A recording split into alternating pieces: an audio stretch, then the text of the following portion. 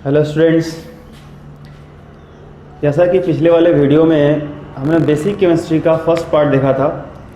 आज का जो हमारा लेक्चर होगा, आज का जो हमारा वीडियो होगा वो बेसिक केमिस्ट्री का पार्ट 2 होगा। और हम लोग इसमें सबसे पहले देखेंगे कि आयन किसे कहते हैं, आयन क्या होता है।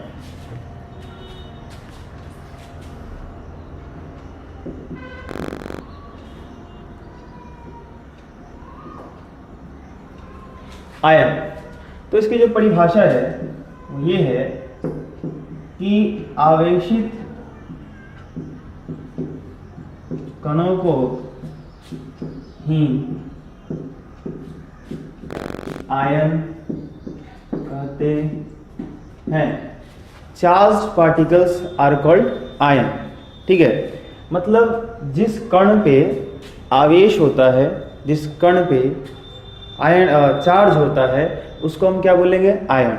जैसे कि अगर मैं बोलूँ यहाँ पे सोडियम है और इसके ऊपर एक प्लस, ठीक है, मतलब सोडियम का जो कण है यह धनावेशित है, इस पर यह आवेश है, तो इसको हम कहेंगे सोडियम आयन।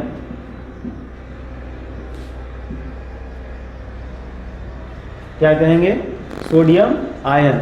ठीक है, इसी प्रकार से यह क्लोरीन है और इसके ऊपर मैंने लगा दिया माइनस, ठीक है, तो यहाँ पे इसको हम क्या कहेंगे, क्लोरीन आयन।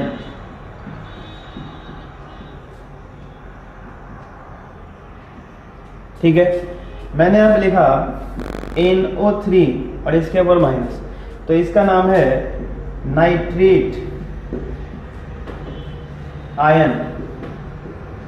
ठीक है, अब आप देख रहे हैं कि यहाँ पे परिभाषा में क्या बताया गया कि आवेशित कणों को आयन कहते हैं। तो आवेशित जो कण होते हैं वो किस प्रकार से बनते हैं। जनरली सामान्यतः परमाणु जो है उदासीन होता है। एक प्रश्न भी यहाँ पे तैयार किया जाता है कि परमाणु विद्युतः उदासीन होते हैं क्यों। मैं क्वेश्चन यहाँ पे लिखता हूँ कि जो है परमाणु विद्युतः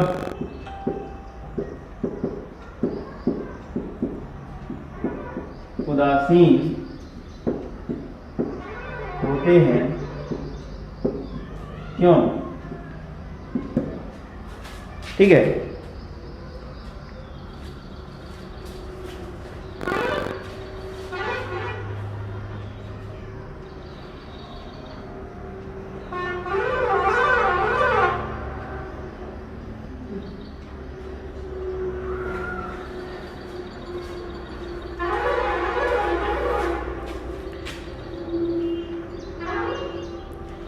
तो किसी परमाणु में उपस्थित इलेक्ट्रॉनों की संख्या एवं प्रोटॉनों की संख्या आपस में बराबर होती है। कोई भी एटम हो उसमें जितने इलेक्ट्रॉन होते हैं उतने ही प्रोटॉन होते हैं। ठीक है, और इलेक्ट्रॉन जो है वह ऋणावेशित कण है और जो प्रोटॉन है वो धनावेशित कण है। तो चूंकि धनावेशित कणों की संख्या ऋणावेशित कणों की संख्या के बराबर होती है, तो जितना धनावेश होता है किसी परमाणु के अंदर उतना ही ऋणावेश होता है, इसलिए परमाणु जो है उदासीन हो जाता है, न्यूट्रल हो जाता है। धनावेश और ऋणावेश जो बराबर परिमाण में होते हैं किसी परमाणु के अंदर, वह एक दूसरे के प्रभाव को समाप्त कर देते हैं, न्यूट्रल कर देते हैं। तो हम कहते हैं कि परमाणु क्या होता है, उदासीन होता है। तो ये जो मैंने प्रश्न लिखा है कि परमाणु विद्युतः उदासीन होते हैं क्यों, तो इसका कारण क्या है कि किसी परमाणु में उपस्थित इलेक्ट्रॉनों की संख्या प्रोटॉनों की संख्या के बराबर होती है, अर्थात किसी परमाणु में कुल धनावेश और ऋणावेश आपस में बराबर होते हैं, जिसके कारण परमाणु विद्युतः उदासीन होता है। तो यहाँ पे जब कोई परमाणु इलेक्ट्रॉन अपने ऑर्बिट से, अपने कक्ष से बाहर निकालता है, पिछले वाले वीडियो में मैंने बताया था कि परमाणु में नाभिक के चारों तरफ का वह स्थान जहां इलेक्ट्रॉन चक्कर लगाते रहते हैं उसे हम कक्ष कहते हैं। तो इलेक्ट्रॉन जो चारों तरफ चक्कर लगाते रहता है वो कभी कक्ष से बाहर भी निकल जाता है, कोई बाहर से इलेक्ट्रॉन उसके अंदर भी आ सकता है। ये बात समझ में आ रही है आपको। तो जब इलेक्ट्रॉन किसी परमाणु से निकलेगा तो जो व्यवस्था है कि कुल इलेक्ट्रॉनों की संख्या और कुल प्रोटॉनों की संख्या बराबर है, क्या वह बराबर रहेगी? आंसर है नहीं, वो अव्यवस्थित हो जाएगी। तो उस परिस्थिति में कण पर, परमाणु पर आवेश आ जाता है और उस आवेशित कण को हम आयन कहते हैं। जैसे उदाहरण के लिए मैं आपको बताऊं कि सोडियम का परमाणु संख्या 11 है और इसका द्रव्यमान संख्या कितना है, 23, ठीक है। अब जैसे कि इसको यदि मैं परमाणु के रूप में दिखाऊं तो यहाँ पे ये सोडियम का परमाणु है मान लीजिए, ठीक है।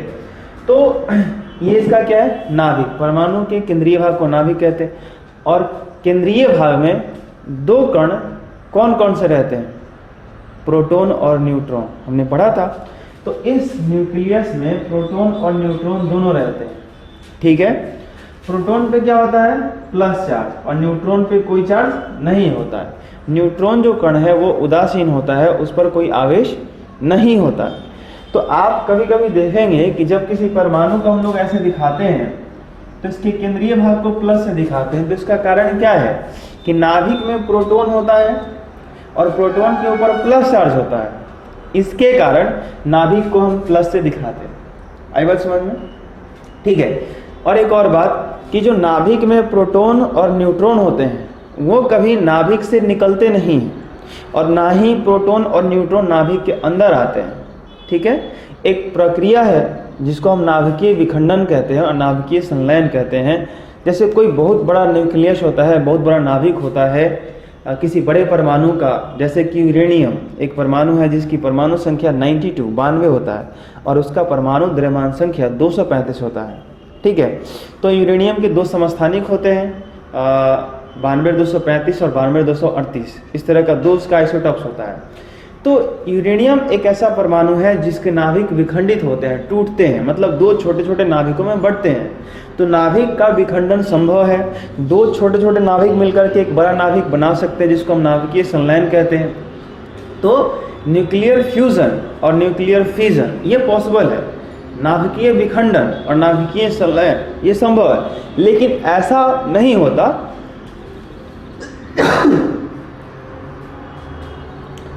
ऐसा नहीं होता कि कोई जो प्रोटॉन है वह नाभिक से निकला और किसी दूसरे परमाणु के नाभिक में चला गया, किसी दूसरे परमाणु से न्यूट्रॉन या प्रोटॉन निकला, किसी दूसरे परमाणु के नाभिक में न्यूट्रॉन या प्रोटॉन आ गया। नहीं, प्रोटॉन और न्यूट्रॉन नाभिक में रहते हैं और वो ना वहाँ से बाहर जाते हैं और ना वहाँ से किसी नाभिक से अंदर आते हैं, ठीक है। तो अंदर और बाहर कौन आ जा सकता है, तो सिर्फ और सिर्फ एक कण है मूलभूत कणों में, इसका नाम है इलेक्ट्रॉन। वो कहाँ रहता है, तो इस कक्ष में रहता है, चक्कर लगाते रहता है, ठीक है। तो जब किसी परमाणु को ऊर्जा मिलती है, एनर्जी प्राप्त होता है, इलेक्ट्रॉन की ऊर्जा बढ़ जाती है और वो कक्ष से बाहर चला जाता है। ये बात समझ में आ रही है आपको? नहीं, जैसे मान लीजिए कि आप देखते होंगे, सिंपल मैं बात करता हूँ कि आप किसी बर्तन में पानी लेकर के गर्म करिए। तो जब बर्तन में आप पानी लेकर के गर्म करते हैं तो देखते हैं कि धीरे धीरे उसका टेम्परेचर बढ़ता है। बढ़ने के साथ साथ जब उसका टेम्परेचर 100 डिग्री सेल्सियस होता है तो वाष्प के रूप में परिवर्तित होना शुरू करता है और जल का कण वो H2O ही होता है। वो हाइड्रोजन और ऑक्सीजन अलग अलग नहीं हो जाते वाष्प जब हम बाहर निकलता है तो H2O ही होते हैं, लेकिन उसको एनर्जी मिलने से, टेम्परेचर बढ़ने से, जब उस पानी का जो कण होता है उसकी एनर्जी बहुत ज़्यादा होती है तो वह उस बीकर को, उस बर्तन को छोड़ करके बाहर निकलने लगता है। तो ऐसा होता है कि जब एनर्जी मिलती है तो चीज़ें एक्सपैंड करती हैं, फैलती हैं, प्रसारित होती हैं। किसी भी चीज़ को आप गर्म करेंगे, ठीक है, जनरली सामान्यतः तो आप देखेंगे कि वो चीज़ें क्या होती हैं, एक्सपैंड होती हैं, फैलती हैं, ठीक है। मॉलिक्यूल्स के बीच में, पार्टिकल्स के बीच में डिस्टेंस बढ़ता है, ठीक है। तो यहाँ पे होता क्या है कि जो इलेक्ट्रॉन्स होते हैं जो नाभिक के चारों तरफ चक्कर लगाते रहते हैं, जब इनको एनर्जी मिलती है, ऊर्जा मिलती है, तो यह इलेक्ट्रॉन इस कक्ष को छोड़ करके बाहर निकल जाते हैं।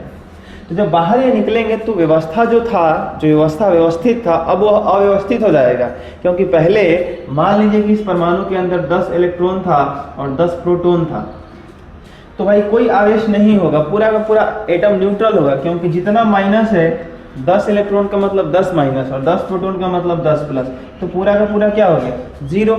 लेकिन जैसे ही एक इलेक्ट्रॉन निकल जाएगा तो अव्यवस्था शुरू हो जाएगी, इलेक्ट्रॉन बच जाएगा 9, लेकिन प्रोटॉन जो नाभिक में 10 था वो तो निकला नहीं, वो तो वहीं पे रह गया, तो 10 प्रोटॉन रह गया, तो माइनस वाला 9 हो गया और 10 को प्लस वाला बचले है, तो प्लस वाला एक बचा कि नहीं बचा एक्स्ट्रा। ये बात समझ में आ रही है? तो अब इस परमाणु को, इसको हम क्या कहेंगे, आवेशित परमाणु कहेंगे, ठीक है।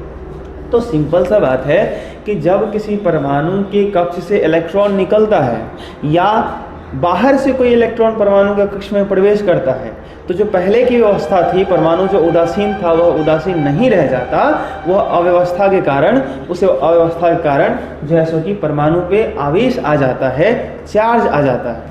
ठीक है।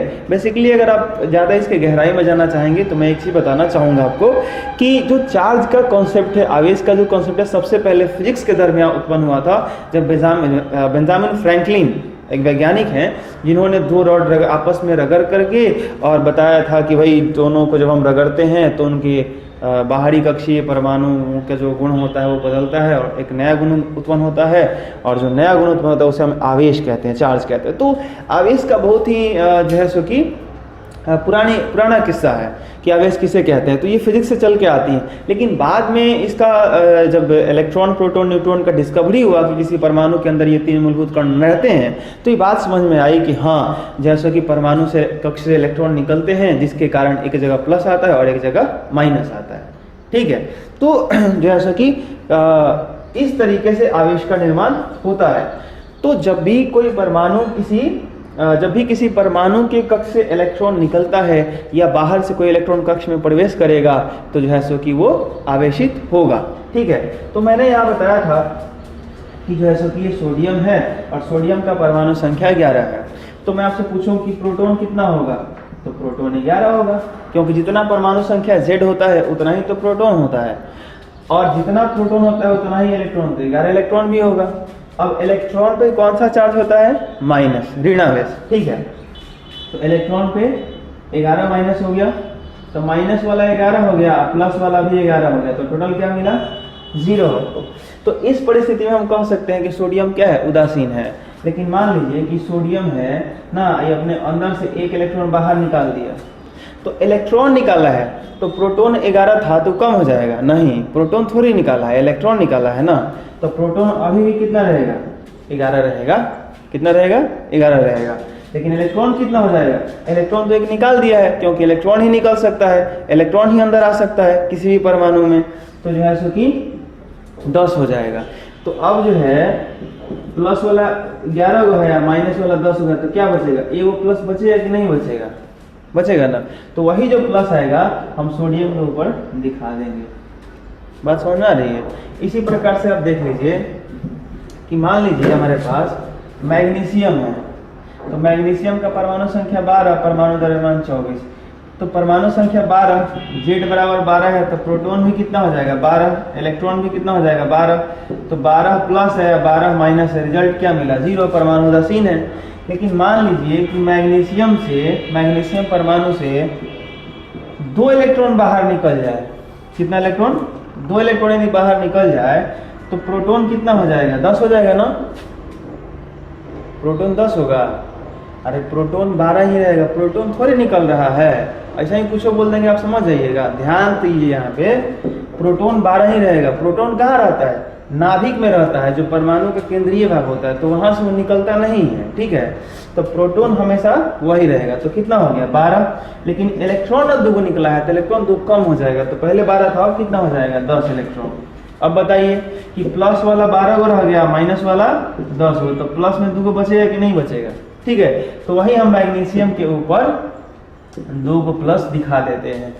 ठीक है। तो यहां से 2 बात आप नोट कर सकते हैं, 2 निष्कर्ष निकाल सकते हैं। क्या?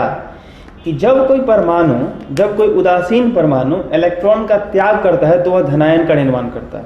यहाँ पे लिखा ना मैंने आयन, तो आयन कितने प्रकार के होते हैं? 2, एक धनायन और दूसरा ऋणायन। इस बात को लिखिएगा आप। तो धनायन कब बनेगा?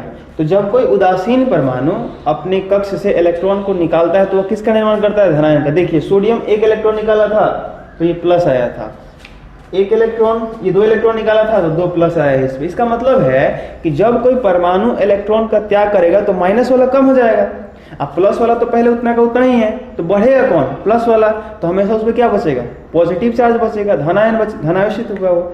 तो ये ध्यान में रखने योग्य बात है कि जब भी कोई उदासीन परमाणु इलेक्ट्रॉन का त्याग करे तो हमेशा किसका निर्माण करेगा? बोलिए, धनायन का। ठीक है। तो पहला निष्कर्ष तो ये हो गया। दूसरा, दूसरा निष्कर्ष ये है कि अगर एक इलेक्ट्रॉन का त्याग किया है तो उसके ऊपर एक ही वो प्लस आएगा, और 2 इलेक्ट्रॉन का त्याग करेगा तो 2 प्लस आएगा। कोई परमाणु 3 इलेक्ट्रॉन का त्याग किया तो 3 प्लस आएगा, कोई परमाणु 4 इलेक्ट्रॉन का त्याग किया तो 4 प्लस आएगा, कोई परमाणु 10 इलेक्ट्रॉन का त्याग किया तो 10 प्लस आएगा। नहीं, ऐसा नहीं है कि जैसे कि मतलब जितना मन किया उतना इलेक्ट्रॉन निकाल दिए, ठीक है। हर एक परमाणु का अपना कैपेसिटी है, जो केमिकल रिएक्शन में हम लोग पढ़ेंगे, या केमिकल बॉन्डिंग एक चैप्टर है, जब जैसे जैसे आगे पढ़ते जाएंगे समझ में आएगा। ऐसा नहीं कि आयन पढ़ रहे हैं अलग परमाणु से जैसे कि 10 इलेक्ट्रॉन निकालना है, 10 को आयन उस पर लिखने की, 10 को प्लस 10 को माइनस, ऐसा कुछ नहीं है, ठीक है। ध्यान रखिएगा, हर परमाणु का अपना कैपेसिटी होता है, जितना वो इलेक्ट्रॉन निकाल सकता है उतना ले सकता है। ऐसा नहीं है कि कोई परमाणु 5 को इलेक्ट्रॉन ले लेगा, कोई 5 को त्याग देगा, ऐसा कुछ भी नहीं है, ठीक है। सबके अपनी कैपेसिटी है, सबका एक लिमिटेशन है, खैर। तो यहाँ पे 2 बातें निकल के आई कि अगर कोई परमाणु इलेक्ट्रॉन का त्याग करता है, अब बात सुन रहे हैं ना, सुनिए ध्यान से, अगर कोई परमाणु इलेक्ट्रॉन का त्याग करता है तो क्या बनाता है? धनायन बनाता है, पहला निष्कर्ष ये है। दूसरा, जितना इलेक्ट्रॉन त्याग करेगा उतना ही उस पर धनावेशित आएगा, मतलब अगर 3 इलेक्ट्रॉन त्याग करेगा तो 3 ही प्लस आएगा, 2 इलेक्ट्रॉन त्याग करेगा तो 2 प्लस आएगा, ठीक है। जस्ट इसी का अपोजिट है। आप सोचिए कि कोई परमाणु इलेक्ट्रॉन को ग्रहण करता होगा तब क्या होता होगा, सोचिए जरा क्या होगा।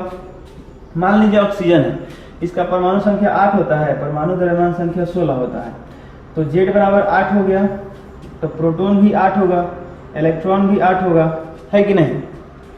आप बार बार देख रहे होंगे तो हम न्यूट्रॉन नहीं निकाल रहे हैं, न्यूट्रॉन निकालने के लिए इसमें से इसको घटा सकते हैं, निकल जाएगा, पिछले वाले वीडियो में हमने पढ़ा था फर्स्ट पार्ट में।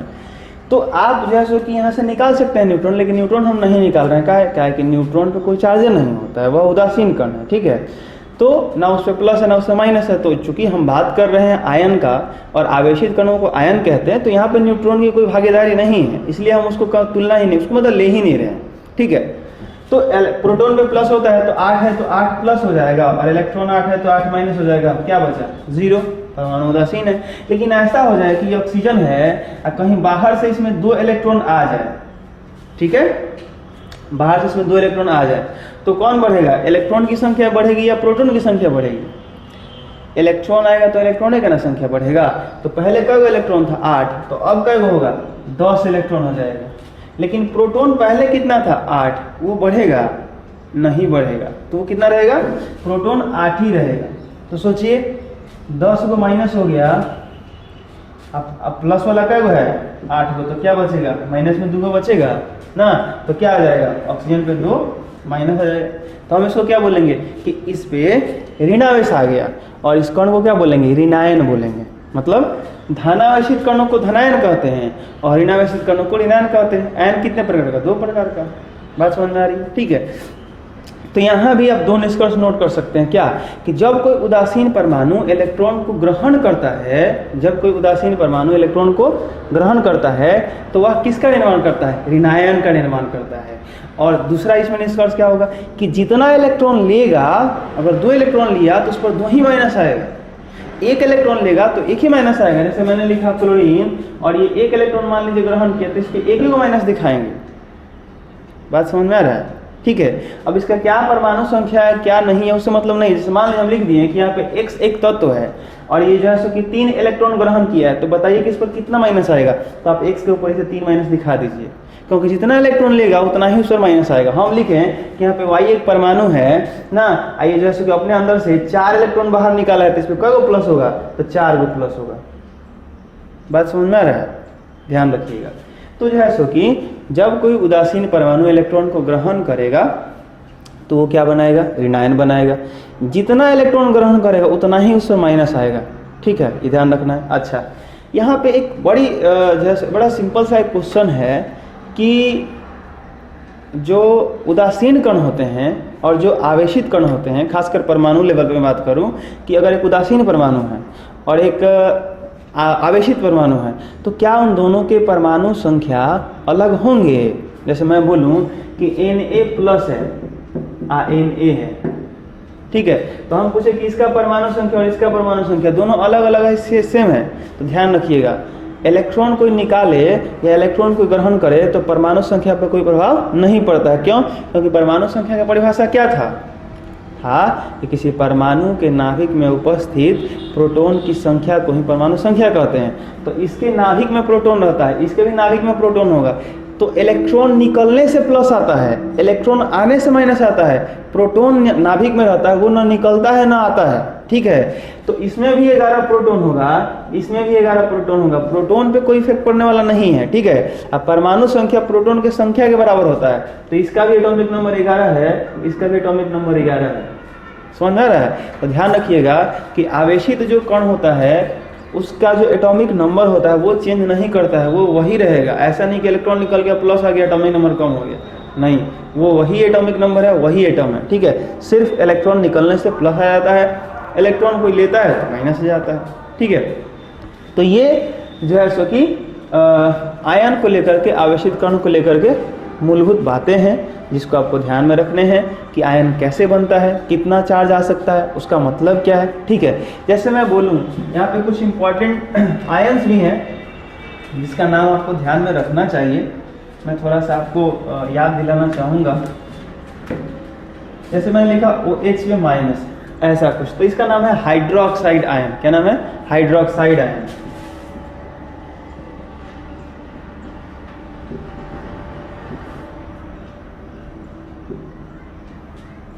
ठीक है। इसी तरीके से और भी है SO4 पे 2 माइनस, इसको हमने नाम दिया है सल्फेट आयन।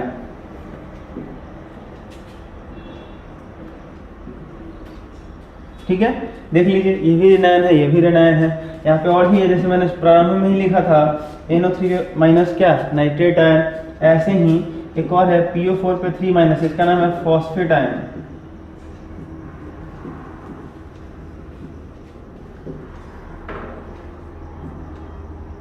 ठीक है, और भी है, जैसे मान लीजिए कि NH4 पे 1 प्लस है, इसका नाम है अमोनियम आयन। अमोनियम आयन ना, जैसे कि एक और आप लिख सकते हैं यहाँ पे H3O प्लस, इसका नाम है हाइड्रोनियम आयन।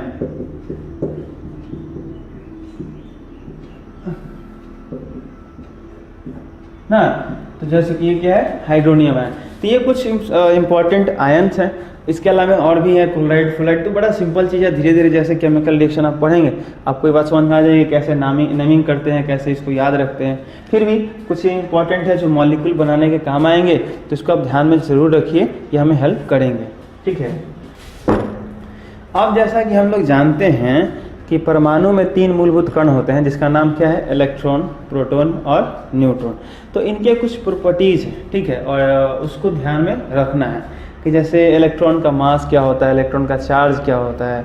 ठीक है, तो जो है सो कि जैसे हमने बोला कि इलेक्ट्रॉन ऋणावेश होता है, मतलब उस पर माइनस चार्ज होता है, प्रोटॉन पे प्लस होता है, धनावेश। तो उस आवेश का परिमाण क्या है, जैसे मैं बोलूँ कि भाई ये एक वस्तु है, तो इसके पास इसका द्रव्यमान होगा, इसका वॉल्यूम होगा, इसका एक आकृति है, तो इसके बारे में स्टडी करना कि इससे जुड़ा हुआ जो चीज़ है कि जो है कि इसका मास कितना है, वॉल्यूम कितना है, इसका एरिया कितना है, सरफेस एरिया, तो तरह तरह की चीज़ें हैं। तो वैसे ही जो परमाणु के अंदर 3 कण मौजूद हमको मिले, जिनको हमने नाम इलेक्ट्रॉन, प्रोटॉन और न्यूट्रॉन दिया है, उनके जो प्रॉपर्टीज हैं, उनके जो गुण हैं, उनके जो मास है, चार्ज है, उसके विषय में थोड़ा सा हम लोग कर लेते हैं। तो मैं आप लिखने वाला हूँ, इलेक्ट्रॉन को हम लोग E संकेत देते हैं, प्रोटॉन को P और न्यूट्रॉन को N। ठीक है, अब जो इलेक्ट्रॉन है इसके खोजकर्ता, मतलब इस इलेक्ट्रॉन को खोजने वाले कौन थे, तो जैसा कि पहले तो मैंने बताया था, लेकिन फिर भी मैं यहाँ पे लिख देता हूँ, इलेक्ट्रॉन को खोजने वाले साहब थे J.J. थॉमसन। ठीक है, प्रोटॉन को खोजने वाले थे E. गोल्डस्टीन, हाँ, और न्यूट्रॉन को खोजने वाले कौन थे, याद है तो बताइए, जेम्स चैडविक। आप लोग याद नहीं किए हैं ना, याद रखिए, याद कीजिए। तो ये कौन है, ये इन कणों के खोजकर्ता हैं। अलग अलग एक्सपेरिमेंट से इन लोगों ने जो है सो कि इलेक्ट्रॉन, प्रोटॉन, न्यूट्रॉन को खोजा है। तो जब आप इसकी डिस्कवरी पढ़ेंगे तो बड़ा इंटरेस्टिंग जो है सो कि एटॉमिक स्ट्रक्चर में पढ़ने को आपको मिलेगा, खासकर 9th क्लास में। कि इलेक्ट्रॉन को खोजने के लिए बहुत सारे यंत्र तंत्र संयंत्र बनाने पड़े जे थॉमसन साहब को, लेकिन ई गोल्डस्टीन साहब बड़ा जो है सो कि उसमें छोटा सा कॉन्सेप्ट लगाए और थोड़ा सा डिफरेंट है इलेक्ट्रॉन की डिस्कवरी से प्रोटॉन का डिस्कवरी। और जब इलेक्ट्रॉन का खोज हुआ तो अपने आप एक सवाल खड़ा हो गया कि परमाणु उदासीन होता है और इसमें माइनस है तो जरूर प्लस भी होगा, ठीक है। और न्यूट्रॉन की डिस्कवरी देखेंगे तो वो भी कुछ इसमें मतलब इससे रिलेटेड है कि परमाणु का पूरा जो द्रव्यमान होता है वो मिला ही नहीं, मतलब इलेक्ट्रॉन और प्रोटॉन का जब खोज हो गया तो उसके जब द्रव्यमान को जोड़ा जा रहा था तब परमाणु का द्रव्यमान और इलेक्ट्रॉन प्रोटॉन का द्रव्यमान का योगफल बराबर ही नहीं हो रहा था सबके लिए। तो ये कैसे हो सकता है कि परमाणु का द्रव्यमान जैसे कि मान लीजिए कि परमाणु का द्रव्यमान 5 kg है, होता नहीं है, समझाने की मैं बोल रहा हूँ। परमाणु का द्रव्यमान 5 kg है, इसमें जितना प्रोटॉन है इतना इलेक्ट्रॉन है सबको हम खोज लिए और उसको द्रव्यमान में तौले तो आया हमारा 3 kg। इसका मतलब है कि उसके अंदर कोई कण मौजूद है, ठीक है।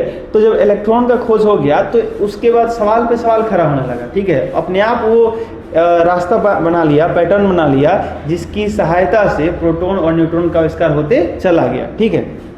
खैर वो अपनी इंटरेस्टिंग कहानी है, जब हम लोग एटॉमिक स्ट्रक्चर परमाणु संरचना चैप्टर पढ़ेंगे तो वहाँ पे उसको देखेंगे, ठीक है। खैर तो ये जो 3 महान वैज्ञानिक हैं वो परमाणु में मूलभूत कणों के खोज करता है। दूसरा हम लोग बात करेंगे आवेश के विषय में।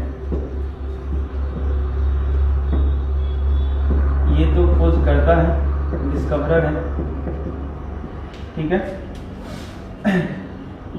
इलेक्ट्रॉन पे जो चार्ज होता है, अब चार्ज को हमने 2 तरीके से डिफाइन किया हुआ है, एक एब्सोल्यूट और एक होता है रिलेटिव। मैं यहाँ पे बता दूं आपको पहले, निरपेक्ष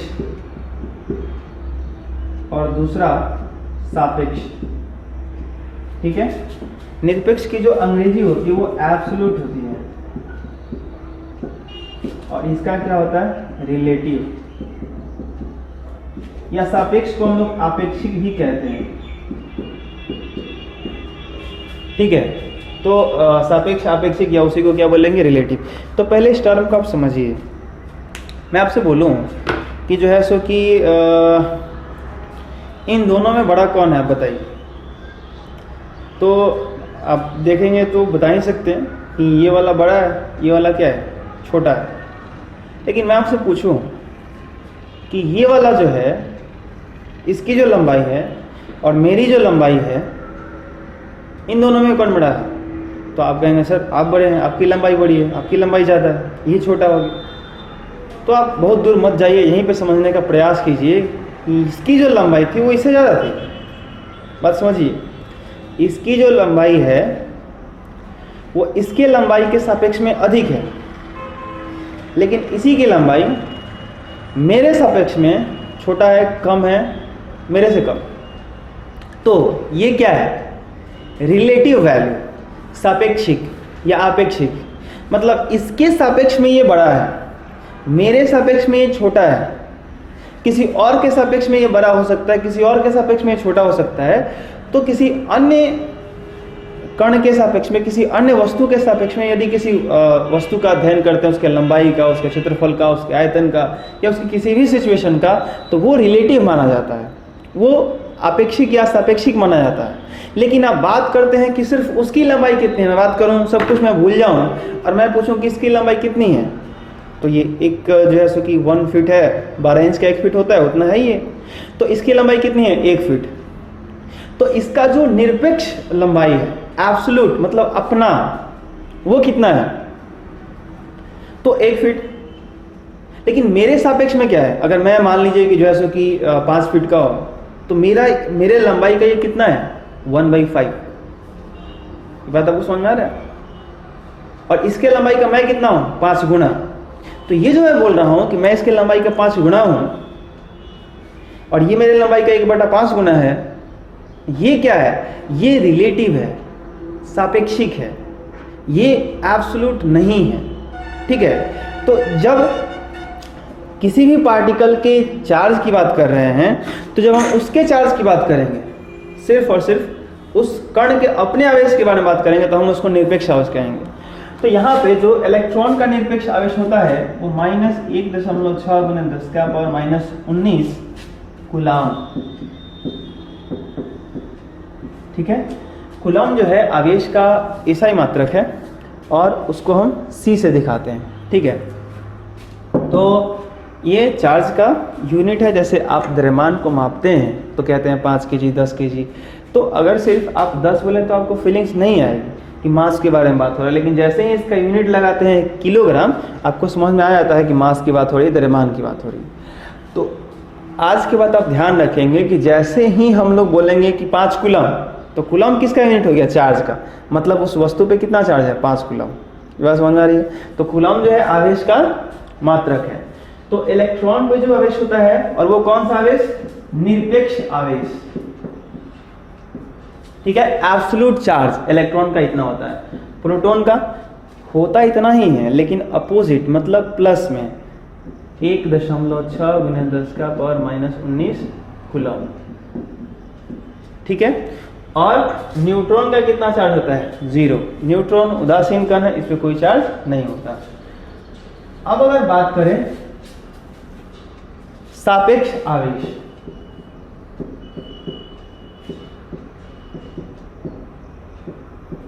तो मैंने क्या बोला था? रिलेटिव चार्ज लेने के लिए, रिलेटिव लेंथ लेने के लिए, रिलेटिव मास लेने के लिए किसी भी फिजिकल क्वांटिटी को जब आप रिलेटिव लेते हैं तो वहाँ पे आपको कोई स्टैंडर्ड चुनना पड़ता है। मतलब किसके सापेक्ष? तो यहाँ पे स्टैंडर्ड जो लिया गया है वो प्रोटॉन है। कौन है? प्रोटॉन है। और एक फॉर्मूला बनाया गया है कि सापेक्ष आवेश बराबर, मैं यहाँ कर दे रहा हूं,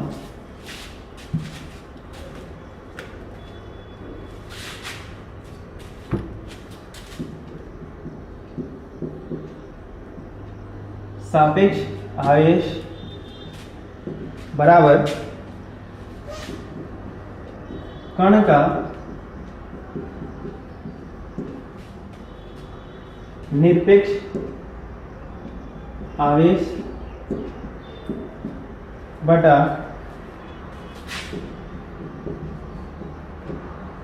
प्रोटॉन का निरपेक्ष आवेश, ठीक है।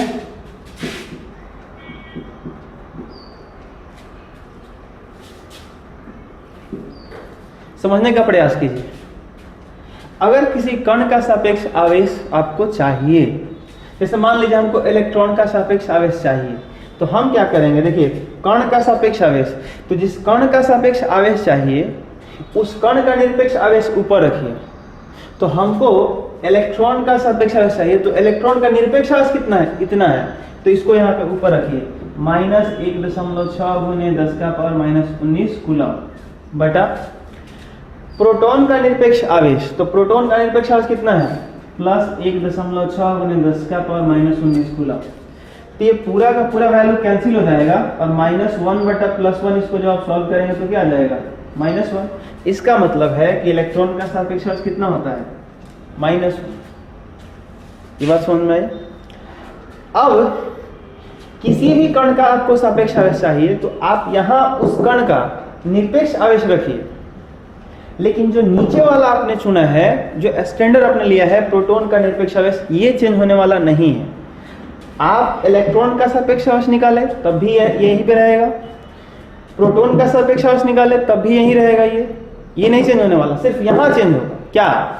जिस कण का सापेक्ष आवेश आपको चाहिए उस कण का निरपेक्ष आवेश ऊपर रखिए बटा प्रोटॉन का निरपेक्ष आवेश हमेशा नीचे रखिए।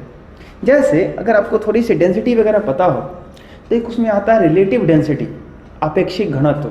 तो आप जब अपेक्षिक घनत्व अगर पढ़े हो नहीं पढ़े हो तो मैं आपको बताना चाहूँगा कि जो डेंसिटी होता है किसी भी मटेरियल का, किसी भी पदार्थ का, जब हम तुलना करते हैं, कंपेयर करते हैं, रिलेटिव डेंसिटी निकालते हैं, तो आप गौर कीजिएगा, जो नीचे होता है, जो डिनोमिनेटर जो हर में लिखा जाता है, वो क्या लिखा जाता है? जल का घनत्व 4 डिग्री सेल्सियस पे, ठीक है। ये अलग अलग टेम्परेचर में भी उसको अपने हिसाब से डिफाइन हम लोग करते हैं, लेकिन जो नीचे होता है वो जल का घनत्व होता है। जैसे मैंने पूछा कि बताओ कि दूध का घनत्व क्या है, तो दूध का घनत्व मैंने पूछा तो घनत्व का फॉर्मूला क्या होता है? द्रव्यमान बटा आयतन। आपने निकाल लिया, आपने उसका जो भी आपने लिया था उसका मास और जो उसका वॉल्यूम था, मास अपन वॉल्यूम क्या, दूध का मिल्क का डेंसिटी निकल जाएगा। लेकिन मैं पूछूं कि मिल्क का रिलेटिव डेंसिटी क्या है, दूध का जो है अपेक्षिक घनत्व क्या है, सापेक्षिक घनत्व क्या है, उसका रिलेटिव डेंसिटी क्या है? तो आपको क्या करना पड़ेगा, दूध का घनत्व ऊपर और बटा वाटर का घनत्व नीचे। मैं अगर किसी और चीज़ का पूछूं, कोई और मटेरियल, तो उसका घनत्व ऊपर, ठीक है, और नीचे क्या, जल का घनत्व। तो हर चीज का रिलेटिव डेंसिटी हम किससे तुलना करेंगे, किससे कंपेयर करेंगे? जल के घनत्व से तुलना करेंगे, हम उसको स्टैंडर्ड मानते हैं। आई बात समझ में? तो जब भी हम रिलेटिव निकालते हैं, आपेक्षिक निकालते हैं, तो हम एक स्टैंडर्ड चुन लेते हैं और हमेशा उसी के साथ कंपेयर करते हैं, ताकि जो है सो कि मतलब फिर हम जैसे मान लीजिए कि एक ही चीज के साथ अब 2, 3, 4, 10 चीज़ों को तुलना कर पाएंगे, तो उनमें आप समझ पाएंगे कि कौन ज़्यादा और कौन कम है। नहीं तो अलग अलग बेस लीजिएगा तो आपकी परेशानी बढ़ सकती है, ठीक है। या अगर आप बात करें कि आपको याद होगा 10th क्लास में आपने पढ़ा था, एक टॉपिक आपने पढ़ा होगा, डिफ्रैक्टिव इंडेक्स, अपवर्तनांक। तो एक्चुअल में बात करें तो वायु में प्रकाश की जो चाल होती है वो 3 × 10⁸ 3 लाख किलोमीटर प्रति सेकेंड होता है। जल में बात करिए तो 2.25 × 10⁸ मीटर प्रति सेकेंड, यानी कि लगभग 2 लाख किलोमीटर प्रति सेकेंड होता है। कांच में प्रकाश किरण की चाल 2 लाख किलोमीटर प्रति सेकेंड होता है, मतलब 2 × 10⁸ मीटर प्रति सेकेंड होता है। तो ये जो चाल है, ये जो प्रकाश की चाल है अलग अलग माध्यम में, वो क्या है, एब्सोल्यूट है, निरपेक्ष है। लेकिन जब भी आपको कहा जाता है कि अपवर्तनांक निकालिए, तो याद कीजिए रिफ्रैक्टिव इंडेक्स का फॉर्मूला होता है C/क्या, VM, ऐसा होता है। तो क्या करते हैं, हमेशा जो है C जो है ये रहता है और ये ऊपर रहता है। तो हम करते क्या है, हम करते ये हैं कि जो वायु में प्रकाश किरण की चाल है या जो निर्वात में प्रकाश किरण की चाल है, उससे तुलना करते हैं, उससे कंपेयर करते हैं हर एक माध्यम में जो प्रकाश किरण की चाल है। तो ये हमेशा कांस्टेंट रहता है, C/V। यहाँ पे आप ग्लास में प्रकाश किरण की चाल रख सकते हैं, यहाँ पे आप पानी में प्रकाश किरण की चाल रख सकते हैं, किसी अलग अलग प्रकार के माध्यम में प्रकाश किरण की चाल रख सकते हैं। लेकिन ये जो C है, ये निर्वात में प्रकाश किरण की चाल है और ये हमेशा 3 × 10⁸ मीटर प्रति सेकेंड ही होता है। मैं इतना लेक्चर आपको सिर्फ इसलिए दे रहा हूँ ताकि आपको रिलेटिव का मतलब समझ में आए, और आने वाला स्टडी जो है कहीं अगर रिलेटिव टर्म यूज होता है तो आपके लिए काफ़ी आसान हो जाए। ये बात समझ आ रही है आपको? ठीक है। तो रिलेटिव में होता क्या है कि हम किसी एक चीज़ को स्टैंडर्ड चुन लेते हैं और उसके सापेक्ष में हम कंपेयर करते चले जाते हैं कि कोई भी चीज़ है उससे कितना गुना कम है, कितना गुना ज़्यादा है, ऐसी चीज़ें। ठीक है। तो अब मैं आपसे पूछूं कि प्रोटॉन का सापेक्ष आवेश बताइए। प्रोटॉन का सापेक्ष आवेश क्या होगा? तो जिस कण का सापेक्ष आवेश निकालना है उस कण का निरपेक्ष आवेश ऊपर रखिए। तो प्रोटॉन का निरपेक्ष आवेश कितना है? 1.6 × 10⁻⁻19 कूलम, और नीचे वही चुना गया है स्टैंडर्ड, वही स्टैंडर्ड है, तो दोनों सेम हो जाएगा। तो ऊपर यही हो गया, नीचे यही हो गया, तो कैंसिल हो गया, पूरा का पूरा क्या हो जाएगा, +1/+1 हो गया। तो इसका कितना हो गया? 1। न्यूट्रॉन का चाहिए, न्यूट्रॉन का सापेक्ष आवेश चाहिए, तो जिस कण का सापेक्ष आवेश चाहिए उस कण का निरपेक्ष आवेश ऊपर रखिए। तो इसका निरपेक्ष आवेश कितना है? 0। तो 0 बटा समथिंग कुछ भी करो क्या आ जाएगा? 0। तो इसका सापेक्ष आवेश भी कितना हो गया? 0। ये बात समझ आ रही है आपको? ठीक है। तो ये जो है सो कि ये सापेक्ष आवेश हो गया। ठीक इसी प्रकार से हम लोग बात करते हैं निरपेक्ष द्रव्यमान। निरपेक्ष द्रव्यमान मतलब कि इलेक्ट्रॉन का अपना द्रव्यमान कितना होता है, प्रोटॉन का अपना द्रव्यमान कितना होता है, न्यूट्रॉन का अपना द्रव्यमान कितना होता है। लेकिन फिर मैं पूछूं कि इलेक्ट्रॉन का सापेक्ष द्रव्यमान, तो फिर से वहां भी हम प्रोटॉन को स्टैंडर्ड मानते हैं और यही चीज लिखते हैं कि कण का सापेक्ष द्रव्यमान, क्या फॉर्मूला बनेगा उसके लिए? कण का सापेक्ष द्रव्यमान निकालने के लिए, किसी भी कण का सापेक्ष द्रव्यमान निकालने के लिए कण का निरपेक्ष द्रव्यमान बटा प्रोटॉन का निरपेक्ष द्रव्यमान, और इस फॉर्मूला का वैल्यू पुट करते चले जाइए और आपका कण का सापेक्ष द्रव्यमान मिलते चला जाएगा। लेकिन उससे पहले आपको पता होना चाहिए, ये याद रखना पड़ेगा कि जो है सो कि अलग अलग कणों का अपना द्रव्यमान कितना होता है, वो निरपेक्ष क्या होता है, तब तो हम वैल्यू पुट करके सापेक्ष निकाल पाएंगे। तो इलेक्ट्रॉन का जो अपना होता है वो 9.1 × 10⁻31 31 kg होता है, और इसका जो होता है प्रोटॉन का 1.672 × 10⁻27 kg 27, और इसका होता है 1.676 × 10⁻27 kg। तो आप ये वाला जो मास देखेंगे दोनों, ये लगभग आपको बराबर दिखेगा। दशमलव के तीसरे अंक में जाकर के देखिए थोड़ा सा डिफर कर रहा है, 1.672 1.676। ठीक है।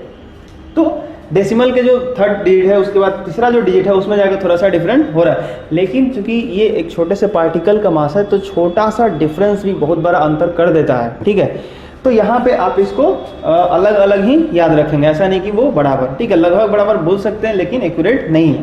तो ये दोनों मास डिफरेंट है। हाँ, अब आपको इलेक्ट्रॉन का सापेक्ष द्रव्यमान निकालना है, कण का सापेक्ष द्रव्यमान। तो मान लीजिए कि इलेक्ट्रॉन का सापेक्ष द्रव्यमान निकालना है, तो क्या करेंगे आप, इलेक्ट्रॉन का निरपेक्ष द्रव्यमान ऊपर रखिए जो यहाँ पे लिखा गया है, और नीचे प्रोटॉन का निरपेक्ष द्रव्यमान रखिए ये वाला नीचे, और उसको कैलकुलेट कीजिए तो आएगा वो लगभग आपका आएगा 1/1840, कुछ ऐसा करके आएगा, ठीक है। तो ये इतना कम है कि इसको हम लगभग 0 मानते हैं। तो हमसे पूछा जाता है कि इलेक्ट्रॉन का सापेक्ष द्रव्यमान कितना होता है, तो हम 0 बोल देते हैं। कारण है भाई, अगर मान लीजिए पूछा जाए कि हमारी जो पृथ्वी है जिसका द्रव्यमान 6×10⁻24 kg होता है, और उसके सापेक्ष में अब अगर पूछा जाए कि एक चींटी का द्रव्यमान कितना होता है जो काफ़ी छोटा होता है, तो हो सकता है 6×10⁻24 हो जाए उसका मास, जो काफ़ी कम होगा। तो एक पृथ्वी के द्रव्यमान के सापेक्ष में एक चींटी का द्रव्यमान की अगर तुलना करें, कंपेयर करें, तो इतना कम होगा कि उसको हम लगभग 0 मान सकते हैं, 0 मान सकते हैं, ठीक है। तो आप इलेक्ट्रॉन का जो सापेक्ष द्रव्यमान है, रिलेटिव मास, इलेक्ट्रॉन का जो सापेक्ष द्रव्यमान है उसको 1/1840 या लगभग उसको 0, कहीं कहीं 1/1832 भी लिखा होता है, तो अब नो कंफ्यूजन, कोई टेंशन वाली बात नहीं है। आप कोई भी ऐसा वैल्यू याद रख सकते हैं इसके आसपास का। तो 1/1840 या लगभग उसको 0। ओके, फिर आप प्रोटॉन का सापेक्ष द्रव्यमान निकालिएगा तो 1 आ जाएगा, और न्यूट्रॉन का भी सापेक्ष द्रव्यमान निकालिएगा तो वो भी लगभग कितना आ जाएगा, 1 आ जाएगा, ठीक है। तो ये रिलेटिव मास है, रिलेटिव चार्ज है, एब्सोल्यूट चार्ज है, एब्सोल्यूट मास है, और कौन उसके खोजकर्ता थे, क्या उसका सिंबल होता है, ये पूरा का पूरा electron, proton, neutron, that means पूरे फंडामेंटल जैसे कि पार्टिकल्स हैं, जो मूलभूत कण है 3, इनके बेसिक प्रॉपर्टीज़ हैं जिसे आपको हमेशा याद रखना है। और ये आप याद रखेंगे तो आगे आपको बहुत फ़ायदा होगा। बहुत सारे प्रश्न में इसका यूज़ किया जाता है इन सब चीज़ों का। तो आप प्लीज़ इस पूरे डाटा को याद रखिए और इसको समझने का प्रयास कीजिए। सो थैंक यू, हम लोग मिलते हैं फिर अगले पार्ट में। बहुत बहुत धन्यवाद आप सबका, बहुत बहुत धन्यवाद।